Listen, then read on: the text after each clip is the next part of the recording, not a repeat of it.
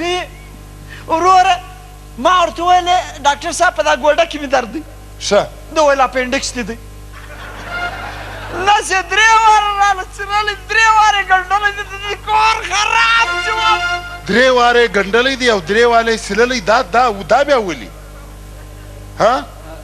پوښتنه ځینې وکړه نو 3 واره دا 3 واره دي د سړی ګنډلی دی 3 واره دي سیرلی دی دا د دې بیا څه فلسفه ده د دې فلسفه دا ده چې تر ډاکټرۍ له مخه زه ناداف وم تلتکان مې جوړول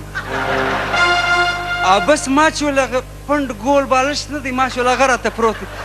بس تن مې ورته ونیوله ګنده مې کړی نو ما ته څه معلوم بیا مې کور خراب مې 3 واره اپریشن کړي زه دا د ایرېدو بیماري لرم نه نو ما اول واره تولیه کې پاته سوله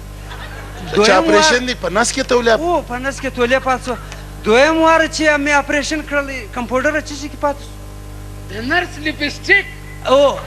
د نرس لپسټیک کې پاته سو دریم واره چې مې اپریشن کړي د دغه کور خرابې خولۍ کې پاته سوی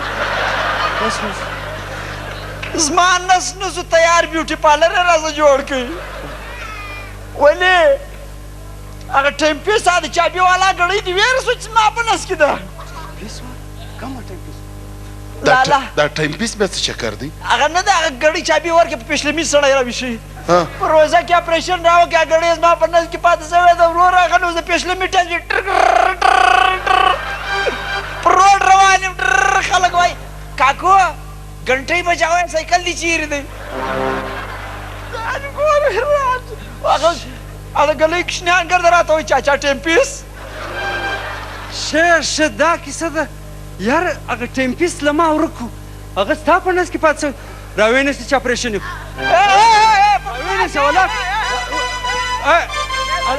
اپریشن یې کړه له دواړو خوا یې لال کړه خبره وه د ده پر اپریشن نه یم زما ګړۍ راسه یې وړه د ده د کور